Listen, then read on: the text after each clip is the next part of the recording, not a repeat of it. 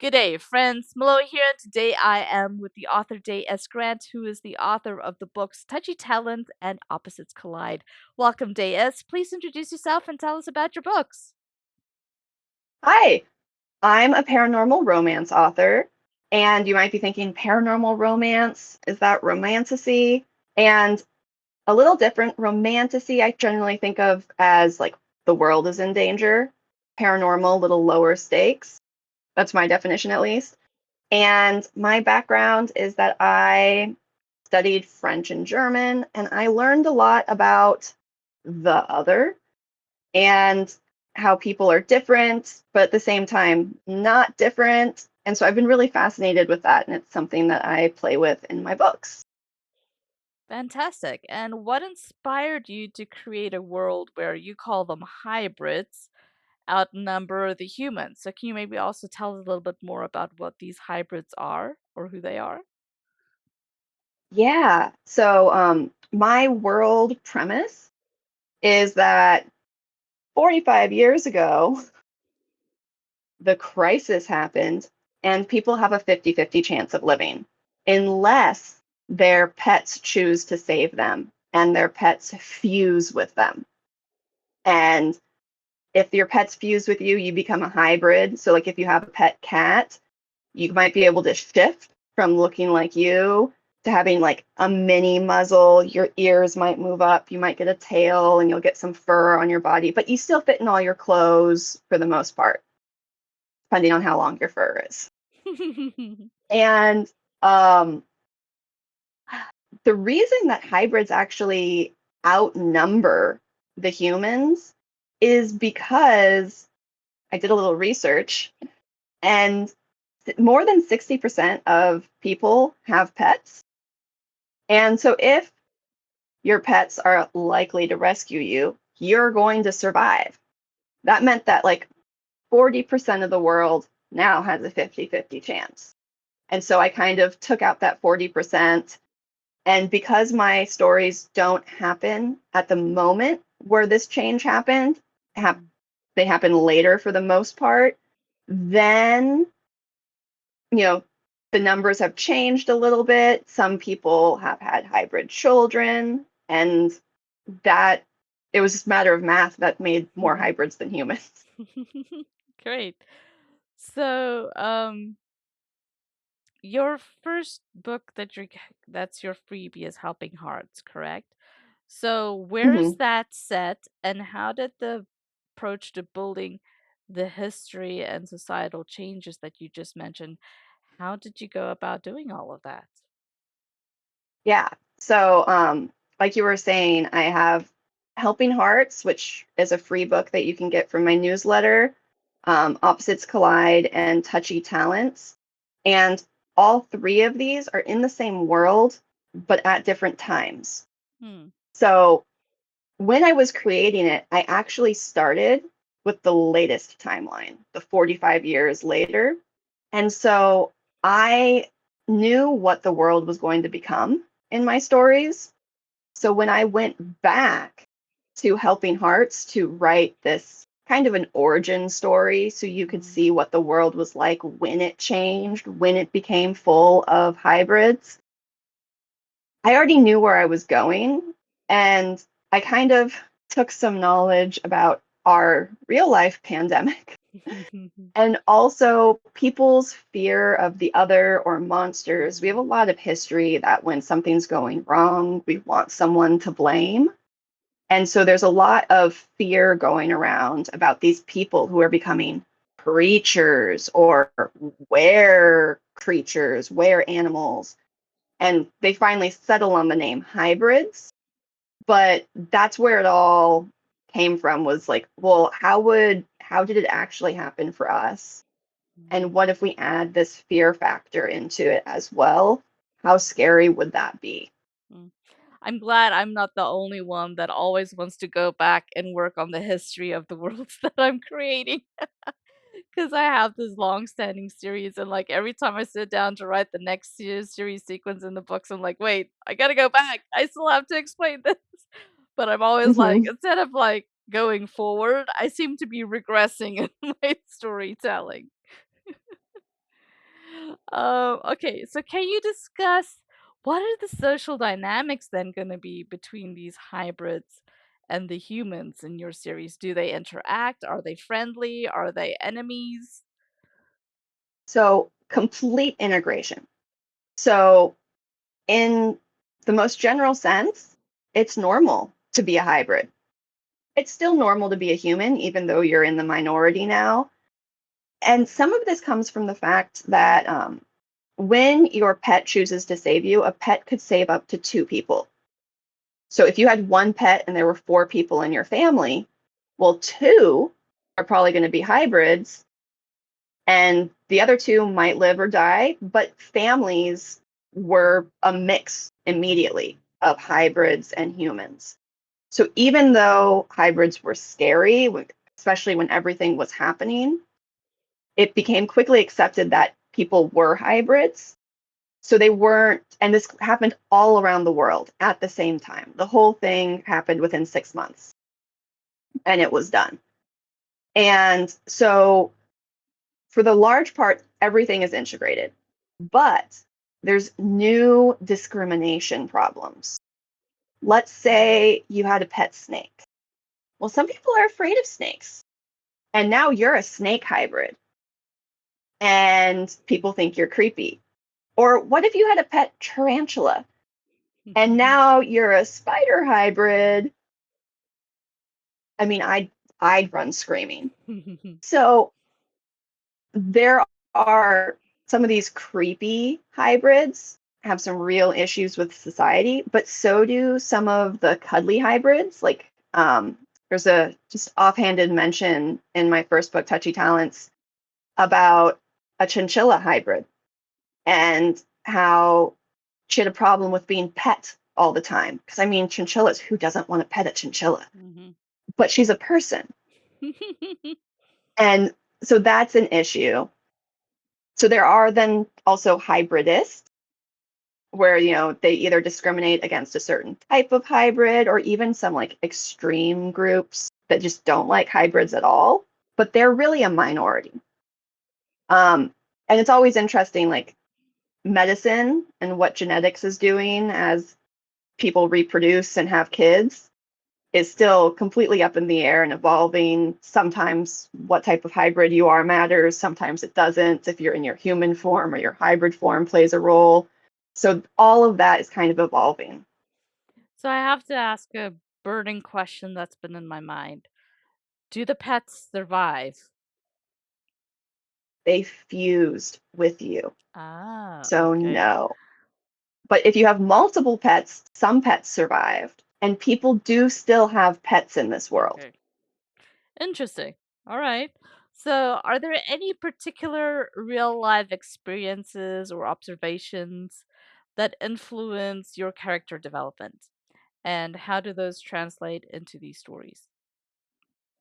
Well, they translate in different ways into each of the different books. In Helping Hearts, they start off with a swing dancing date to start the relationship. And that was based off my experience of having never gone dancing Mhm. and going to out dancing with a friend who had gone dancing a lot, and just how inclusive the atmosphere was. Even though I was horrible and have absolutely no rhythm, I still got to dance a lot. I still got to learn. And some of that is in that story. In Opposites Collide, two of the characters meet in a ceramics class. That's when they first met. And I picked ceramics because I did ceramics in high school. Not saying I was talented. And one of the characters was not very talented. And but I also like detective shows like Castle. And so Opposites Collide is like a cozy murder mystery with a romance, Romeo and Juliet retelling. So you get kind of all of that together. And in Touchy Talents, I have lots of pieces of like my friends' personalities that climb into different characters.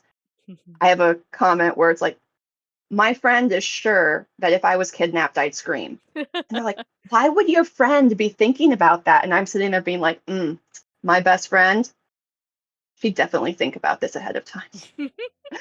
And so some of those little things, the main character has a rock climbing hobby, and while I don't have a rock climbing hobby, when I was writing this, I had just gotten gifted a rock climbing class, and so it was on my mind. So those things kind of trickle in. That's great. Are there any specific authors or genres that have influenced your writing style or thematic choices? Yeah. Some of the ones that I think are particularly influential are The Rock Chicks by Kirsten Ashley and The Titans by Kristen Harbour. And if you've read these, you know that there's like private investigators and government where they contractors where they kind of do stuff that they shouldn't be doing, but they should be doing it. And in Touchy Talents, the Mavens, I have a group of these ex-military men who are contracting and going undercover and doing these missions and jobs that are a little questionable, a little like, oh, wow, what are they doing? And so there's a connection. And in the Rock Chicks, things always got worse because of something the characters did. And I really love having the characters' choices truly influence how the story goes. Mm, And so that's definitely something I've pulled in. And both of those series kind of have, the alpha holes, the guys with the red flags. And my series don't. So I have actually taken the opposite approach. And my guys tend to be more cinnamon rolls, really nice guys that you would want to meet in the real world. hmm, okay. And what reactions or discussions from your readers have surprised you the most? I have two in particular that have surprised me. I was actually surprised at how emotional some people are about having their pets save them and that they'll lose their pet, just like you were mentioning earlier. Mhm, mhm, But the reason I was surprised was I started this 45 years in the future. mhm, And it was a done deal. This had happened, it was over, it was history. And so I wasn't thinking about like, how would I feel about it now? Because my characters in that first story, well, it was their parents who were saved. It wasn't them. They mhm. didn't even meet the pets.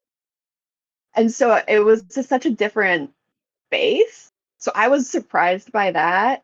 And the other thing that surprised me is how many times I've been asked if they do it in their hybrid forms. Um, I have some particularly fun hybrid mishmashes coming up in some of the future books. You know, the book after Touchy Talents features a turtle hybrid and a Pomeranian hybrid couple, and I'm just like, human forms. It all happens in their human forms. Now, what fan art wants to do, fan art can do, but in the book on page, All right, makes sense. they are romances. Yeah, for sure.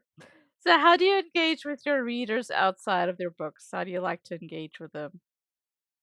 Well, I have a newsletter that I send out every month with updates about writing, and I love when people respond to it and send me messages.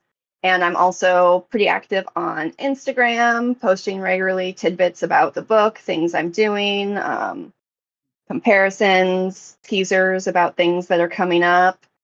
And I'm really hoping to go to an in person book event in the next year. I haven't Hmm. done one yet. Where are you thinking about going? I am not quite sure. I'm still researching the options. Okay. I'm currently California based, so it'd probably be in the West, Mhm, mhm. but I'm definitely open to traveling to one. So I'm Right. looking around. What do you hope readers are going to take away from your books when they pick them up? First and foremost, I want them to have a good time and like kind of have that cozy, that was a fun feeling read. But I really want them to be thinking about how even people who seem different from us or how we see ourselves as different isn't really the case. I know it sounds like we're a cliche. It's a cliche. We're all in this together, or we're not so different. But in my books, I have a lot of opposites. I mean, one of my books is called Opposites Collide, and I have a bunch of people who you think wouldn't mix together. And there's still problems in the world. You know, it's not idealistic. Like I said, there's the hybridism, and racism still exists in the books that you get to see more in book three in the future. Um, because people think that hybridism's the problem now, but it's not the only problem. Mm, And so there's still problems, but my characters are overcoming those issues or pushing past them. And, you know, I just want people to see that the other isn't as different as they think and that we're really all similar. mhm, mhm. All right. Now, let's say your characters got together for a karaoke night. All right. Who's belting out the power ballads and who's too cool to sing and sitting in the corner? Well, I think my Helping Hearts characters, Gary and Olivia, they would be up there just belting out songs, going up multiple times. They are really outgoing. Um, in Opposites Collide, I think if you got Detective Apollo Penal drunk enough, he would go up and do an amazing performance and be really, really embarrassed about it the next day. And Touchy Talents, the heroine, Melissa, would be having a blast. She would be enjoying herself singing. But the hero in that book, he would never, never, there's nothing she could do to get him up there, I don't think. Great. So, how can readers get access to the first book in your series? So the first book in my series, Touchy Talents, is available direct from me, or you can get it from Amazon, Barnes and Noble, Kobo, Apple Books, and same with the second one, Opposites Collide.